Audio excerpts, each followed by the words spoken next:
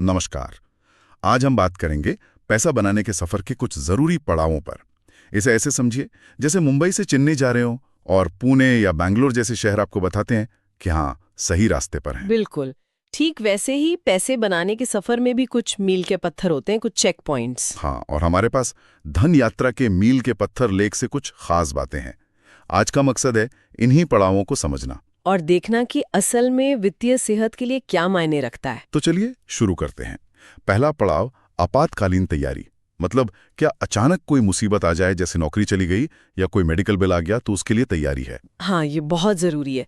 लक्ष्य होना चाहिए कि कम से कम 6 महीने के जो जरूरी खर्चे हैं उनके बराबर पैसा अलग रखा हो। और वो पैसा ऐसी जगह हो जहां से आसानी से निकल सके, है ना? जैसे लिक्विड फंड या फिर वो स्वीप इन एफडी होती है। बिल्कुल। और साथ में एक अच्छी हेल्थ इंश्योरेंस पॉलिसी और टर्म लाइफ इंश्योरेंस, ये तो मतलब बेसिक है। हाँ, इसे पहला सेफ्टी नेट कह सकते हैं, पहला बैज मिल गया समझिए। और ये सिर्फ पैसे की बात नहीं है होस्ट, ये असल में मानसिक शांति देता है। निवेश करने से भी पहले ये तैयारी जरूरी है ताकि मुश्किल वक्त आए तो घबराहट में कोई गलत फैसला ना हो जाए। सही कहा, अक्सर लोग पैनिक में लंबी अवधि के निवेश तोड़ देते हैं। बिल्कुल। अच्छा, अगला पड़ाव है क्रेडिट स्कोर।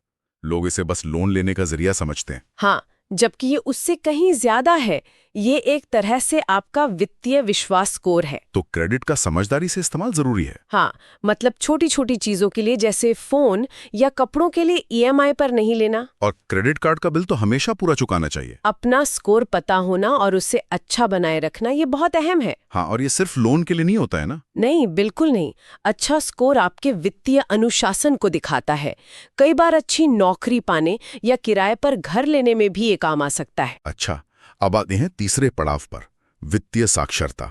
मतलब पैसे की समझ। हाँ, अपनी मनी मसल बनाना कह सकते हैं। इसके लिए लगातार सीखते रहना पड़ेगा, जैसे अच्छे ब्लॉग्स पढ़ना, जानकारी वाले वीडियो देखना। और सिर्फ खुद सीखना नहीं, परिवार में भी पैसे पर खुलकर बात करना जरूरी है।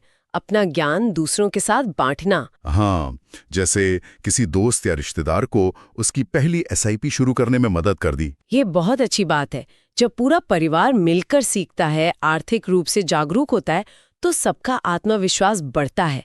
ये एक तरह से सामूहिक सशक्तिकरण है। सही। चौथा पड़ाव, बचत और लक्ष्य। सवाल यह है कि क्या कमाई का 30% या उससे ज्यादा बच रहा है? अगर हाँ, तो ये बहुत बढ़िया है।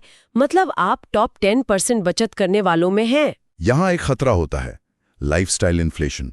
आमदनी बढ़ी तो खर्चे भी बढ़ा दिए, इससे बचना है। बिल्कुल, क्योंकि आपकी बचत दर ही तय करती है कि वित्तीय आजादी कितनी जल्दी मिलेगी। और हर साल अपनी एसआईपी की रकम थोड़ी बढ़ाते रहना, चाहे 500 रुपए ही क्यों ना हो, लंबे समय में बहुत फर्क पड़ता है। और बचत क्यों करनी है? लक्ष्यों के लिए। हाँ, लक्ष्य जरूरी है।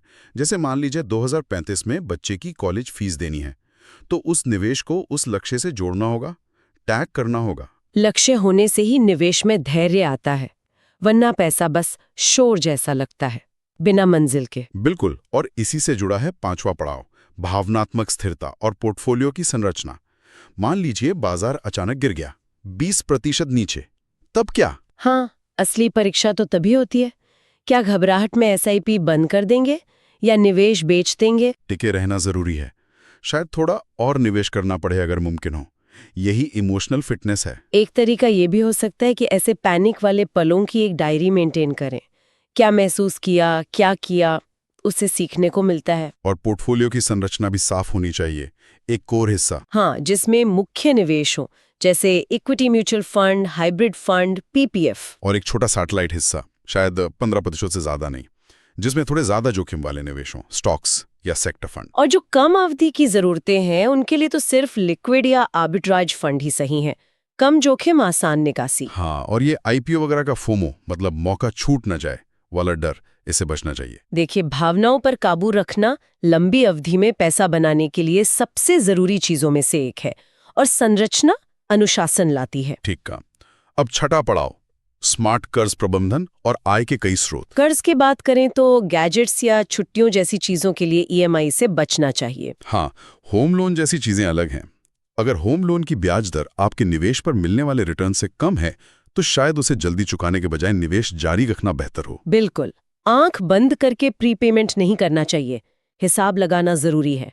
एक्सेल शीट पर देख लेना चाहिए कि क्या ज्यादा फायदेमंद है। और साथ ही सिर्फ एक आय स्रोत जैसे सैलरी पर निर्भर नहीं रहना चाहिए। हाँ, आय के कई स्रोत बनाने की कोशिश करनी चाहिए।